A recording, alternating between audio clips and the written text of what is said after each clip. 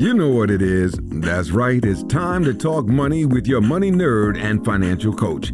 Now, tighten those purse strings and open those ears. It's the Money Talk with Tiff podcast. Hey everyone, I am super excited because I have Yanely Espinal on the line, and she is here to talk to us about something that's very important, which is financial literacy in schools. So, hey Yanely, how are you? I'm so good. Thank you for having me, Tiff. I'm so excited. You know, I could talk about this stuff all day. So I'm excited to join you even for a little bit. Girl, you and me both. So let's just hop right in. Let's just dive right in. So, when we're talking about, let's first of all set a baseline for my audience. What is financial literacy?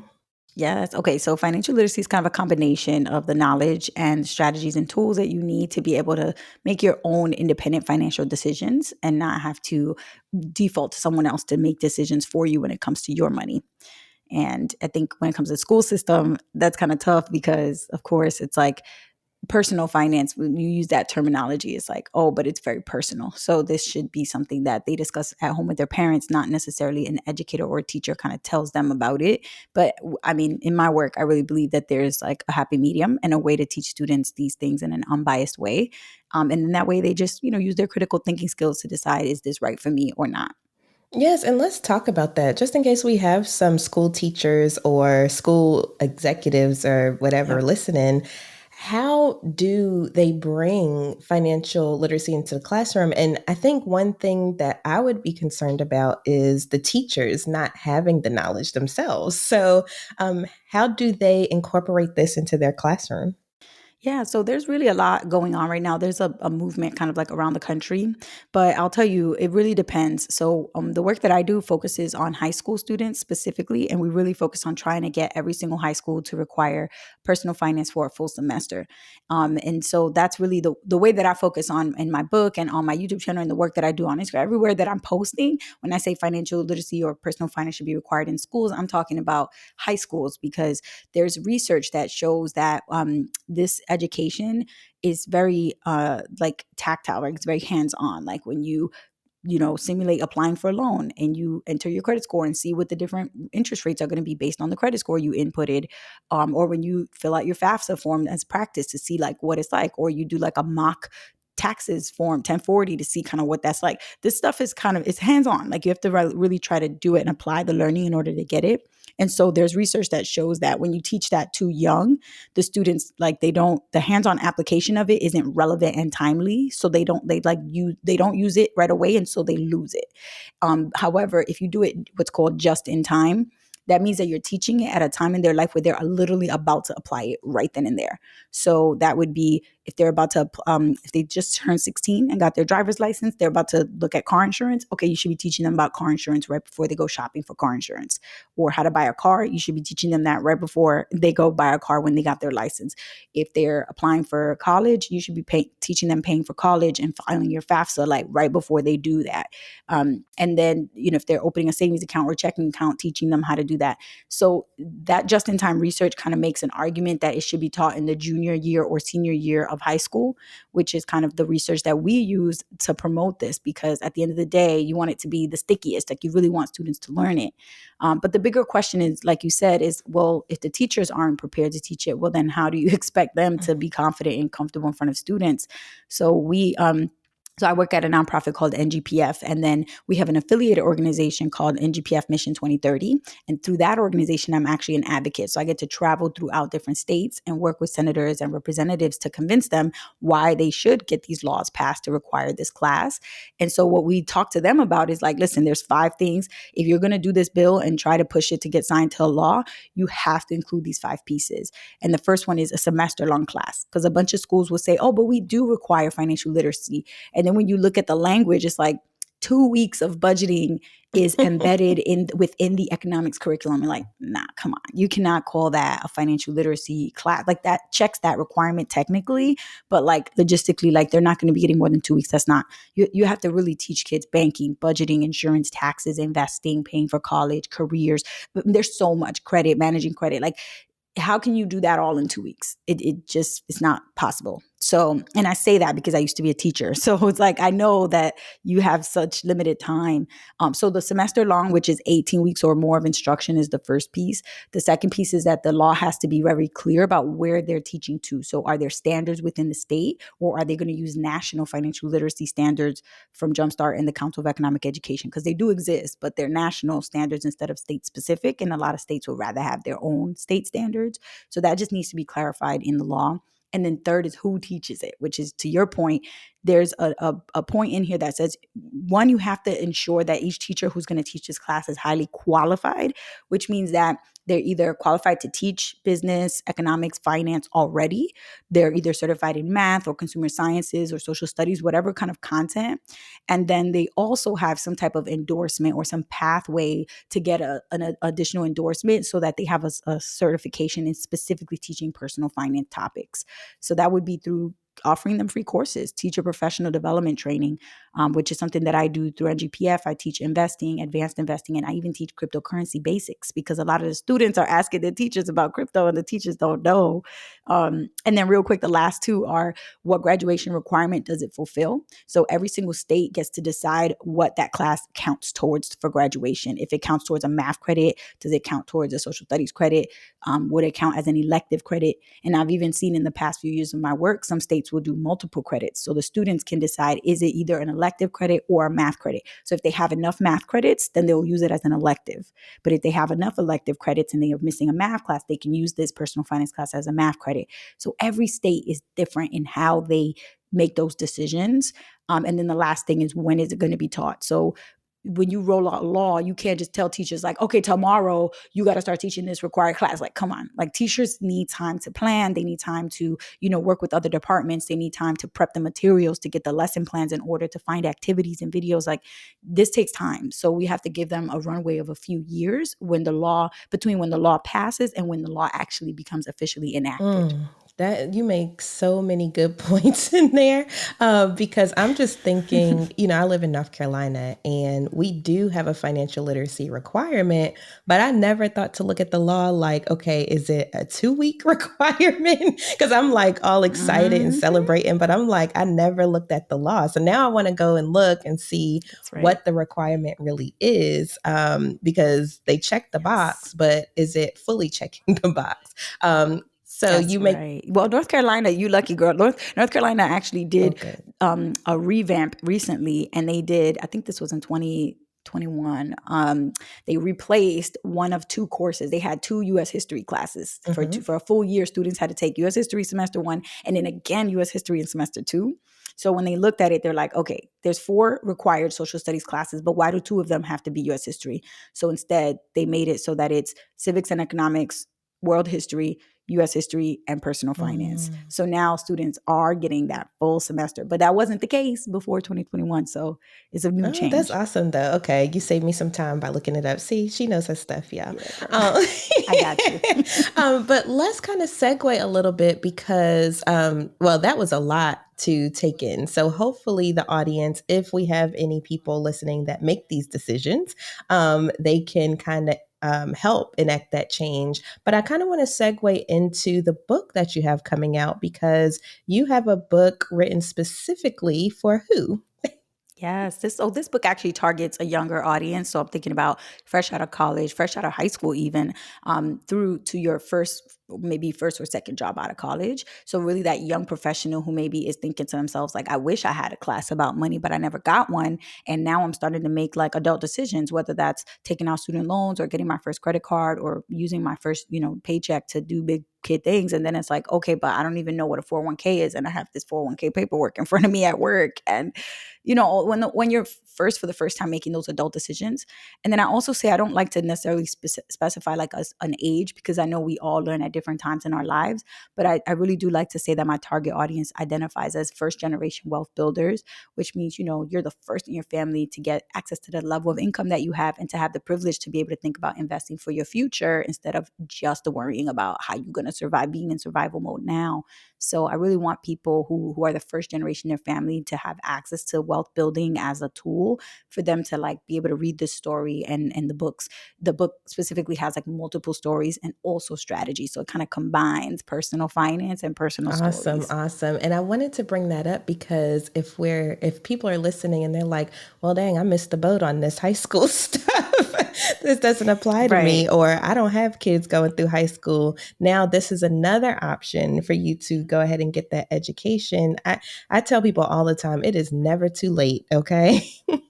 Boom. That is It is 100% never true. too late. And there are a lot of resources out here in order to get that education. So, with the book, let's just go through a little bit that's in it. So, in the book, you talk about, I'm sure, investing and benefits and things like that. What are some key takeaways that people should be thinking about?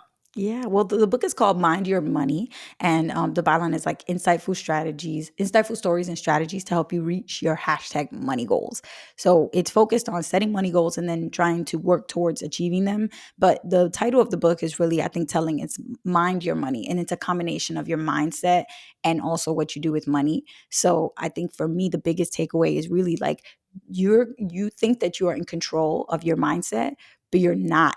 Most of the time, you're not in control, or you might have some control over your mindset and the things that you value and believe in. But moment by moment, you don't necessarily have the control when it comes to each of your thoughts or what you're doing with your money, because you think you're in control.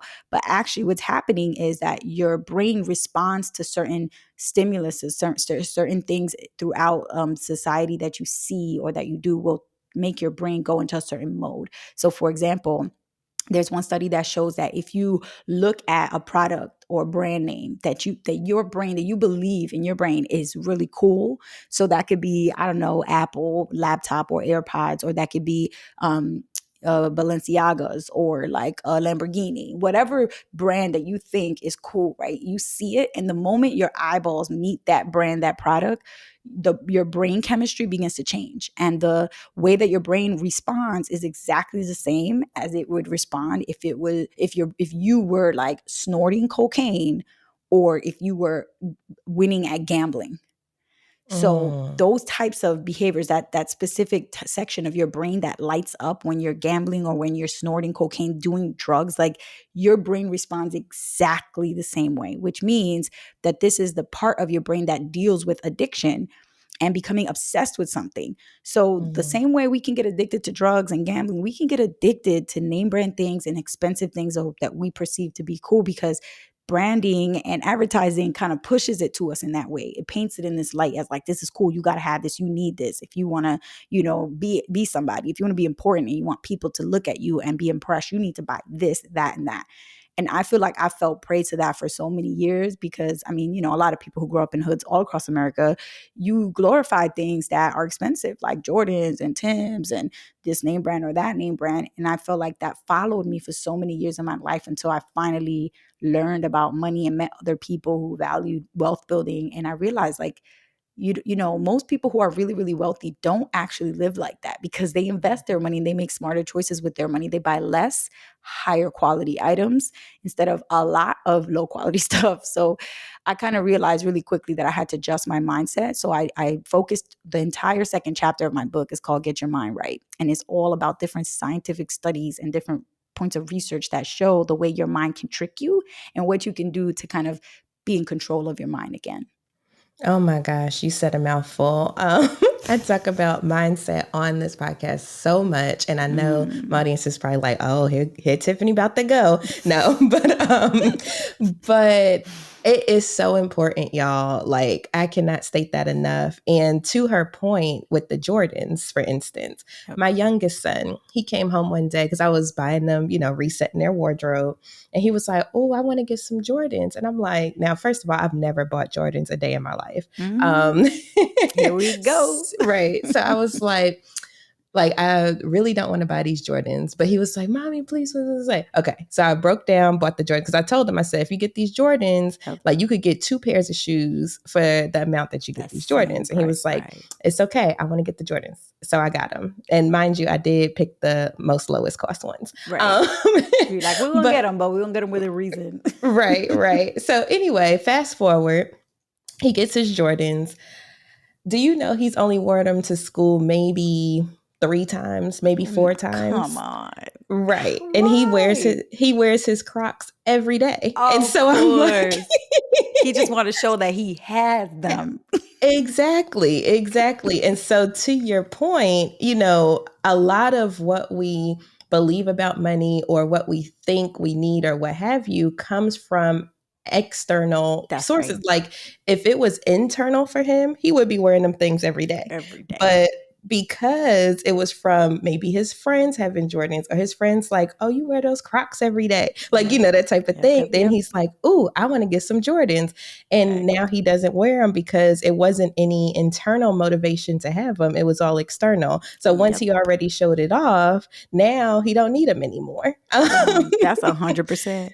That is so funny because in my book, I actually write a story about when I was in middle school and I got made fun of all the time for not wearing name brand sneakers. And then I took my sister's sneakers from under her bed. She was at school and I was home because my mom was going to take me to the doctor.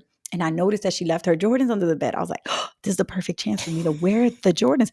Her feet were too big. I was walking around with big old sneakers that didn't even fit me, but I wanted to be seen at school in a pair of Jordans at least one good time, right? It's so weird how our brain is like, and then it's like a social reward because once we do it, that's it. Everybody saw it. And now it's like, boom, that's it. You have that reward of having been seen with those sneakers and being able to say you have them. And it's like this status thing of like, now you're officially cool. And the way that messes with your brain, especially when you're a kid, when you're, even entering teenage years, like it just throws off what really matters about people. And I'm like, I wish when I was younger, somebody had sat me down and talked to me about how, these are status symbols. That doesn't mean that your status as a person, your worth like matters because of that, or doesn't matter because you don't have that. It's really just these very immature things that when you're at a young age, you tend to care about these things because you don't really have control over other things. Like you can't go buy a house that you want or a car that you want. You're very limited in what you can control as a kid. So having sneakers is a big deal because it's something you can show off and ends up feeling like it matters way more than it actually should. Absolutely. And even into adulthood, because, I'm just thinking about, and not to pick on nobody, but I'm just thinking about like people that are like, oh, I can't go out unless I have a booth because you want to be seen. You want to make sure you have, the bottles, whatever, when it really doesn't take all of that. So anyway, we can go into a whole tangent. Oh yeah. And honestly, this is even, and I think a lot of people will be like, oh, but there's a certain mindset from growing up a certain way. But honestly, even wealthy people, I have seen this affects us at all levels and classes and zip codes and backgrounds and all of that. Because I know personally wealthy people who feel like they have to compete with their neighbors. Like, oh, they just got their grass cut this way, or they just got this new fence around there. Oh, they just did this in their backyard. They just got this type of car in their driveway. So like, there's this constant competition instead of just focusing on, like you said, that internal, what your goals are, where you're trying to be. We're always looking to try to compare ourselves to people around us. And that just messes with us we never end up hitting our money goals because we're always in this rat race. Absolutely. And then losing sleep or, what have you because of all the debt stress, health going down the hill. Like it's all types of stuff. So anyway, we don't want to give it all away. So tell us where, if they were interested in reading the book or finding out more information about you and even your initiatives, where could they find you? Love this. Well, again, thank you for having me on. Thanks for listening this far. And you can find the book Mind Your Money anywhere where you get your books. Amazon and Barnes & Noble definitely carry it. And then you can follow me anywhere on social media at Miss Be Helpful, MISSBE Helpful. Awesome. And I will have all of those links in the show notes. So definitely check that out. So thank you so much, Yanely, for coming on the line today. Thank you. This is so much fun. All right. Bye. Thank you for listening, joining, and being a part of the Money Talk with Tiff podcast this week. You can check Tiff out every Thursday for a new Money Talk podcast. But if you just can't wait until next week, you can listen to previous podcast episodes at moneytalkwitht.com or follow Tiff on all social media platforms at Money Talk with T. Until next time, spend wise by spending less than you make. A word to the money wise is always sufficient.